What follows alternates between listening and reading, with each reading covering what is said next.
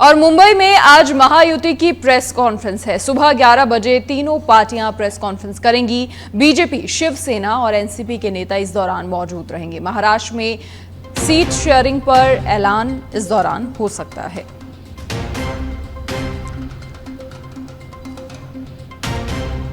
तो हमारे political editor Rajiv लगातार हमारे साथ बने हुए हैं। राजीव, देखिए, हरियाणा विधानसभा चुनाव के नतीजों से कहीं ना कहीं उत्साहित महायुति ने महाराष्ट्र में जो सत्ता है उसे बरकरार रखने के लिए निश्चित तौर पर कमर कस ली है और जो पहली लिस्ट का ऐलान है वो दशहरे को हो जाएगा। और आज एक बैठक भी है, कॉन्फ्रेंस भी है जिसमें सीट शेयरिंग को लेकर भी ऐलान हो सकता है। बिल्कुल, देखिए, 2 राज्यों के चुनाव परिणाम आने के बाद भारतीय जनता पार्टी पूरी तरह से तैयारी में जुट गई है और इसी क्रम में भारतीय जनता पार्टी का जो फोकस है अब महाराष्ट्र और झारखंड पे है।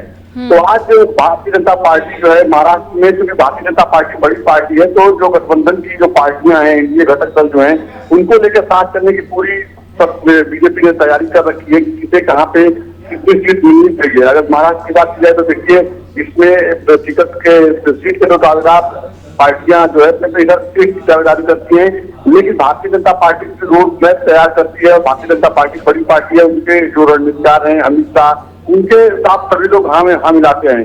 तो यही उम्मीद की जा रही है कि लगभग इससे पहले भी कई दौर की बैठकें हो चुकी है दिल्ली में और जो औपचारिकताएं हैं उनको भारतीय जनता पार्टी जल्द पूरा कर लेगी और उम्मीद यही जताई जा रही है कि आज भारतीय जनता पार्टी साफ कर देगी कि कौन कहाँ से कितनी सीटों पर चुनाव लड़ेगा, कौन कौन सा विधानसभा सीट उसके हिस्से में जा रहा है। क्योंकि देखिए, समय बहुत कम है, जल्द ही जो है इलेक्शन कमीशन तारीखों का ऐलान करेगा और उसको लेकर भारतीय जनता पार्टी सजग है और भारतीय जनता पार्टी के नेता रणनीतिकार चाहते हैं कि तारीखों के ऐलान के पहले ही सभी जो घटक दल है उनके साथ जो है बैठ करके जो है सीटों की जो सीट शेयरिंग की जो बातें हैं उनको क्लियर कर दिया जाए और सभी जो उम्मीदवार है, जो नेता है, रणनीतिकार है, अपने हिसाब से चुनाव की तैयारी में लग जाए। तो उम्मीद जताई जा रही है कि जल्द ही जो है भारतीय जनता पार्टी साफ कर देगी कि कौन कहाँ से कितनी सीटों पर चुनाव लड़ेगा। क्योंकि देखिए, शिवसेना जो है, शिंदे गुट है, इनके हिसाब से जो है वो अपने आप को क्षेत्रीय पार्टी है, तो बड़ी पार्टी मानते हैं महाराष्ट्र में, जो भी मजबूती है सरकार में वो हमारे वजह से है। तो अपने हिसाब से सब लोग अपने प्री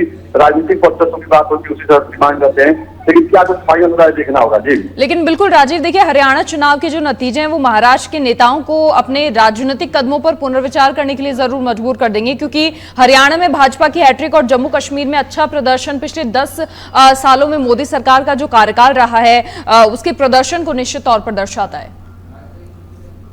बिल्कुल बिल्कुल, इस बात से इंकार नहीं किया जा सकता। सही कहा आपने। अगर चुनाव की बात की जाए तो देखिए, हरियाणा में तमाम तरह की बातें सामने आ रही थी, लेकिन ये साफ हो गया कि आज भी प्रधानमंत्री नरेंद्र मोदी का जादू लोगों के दिल है।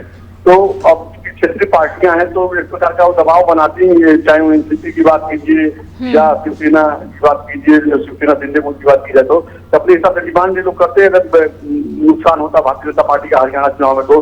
लेकिन अब ये साफ हो गया है कि अब क्षेत्रीय पार्टियों को भी लग रहा है कि अगर हम लोग को सत्ता में रहना है और सरकार में शामिल रहना है तो प्रधानमंत्री का चेहरा आज भी जनमानस को पसंद है। प्रधानमंत्री को सुनना या प्रधानमंत्री का जो वादा है, प्रधानमंत्री का जो संकल्प है जनमानस को लेकर के, प्रधानमंत्री के प्रति लोगों का विश्वास और भरोसा है, तो उसी सहारे हम लोग को भी आगे करना है गठबंधन में। तो इस बात से इंकार नहीं किया जा सकता है कि अब बीजेपी का फार्मूला और बीजेपी का कॉन्सेप्ट जो है क्षेत्रीय जो घटक दल के नेता है, घटक दल के जो घटक दल के जो नेता उनको पसंद आएगा। जी चलिए राजीव, बहुत शुक्रिया आपका तमाम जानकारी साझा करने के लिए। तो आज महाराष्ट्र में सीट शेयरिंग को लेकर ऐलान हो सकता है। महायुति की आज प्रेस कॉन्फ्रेंस है।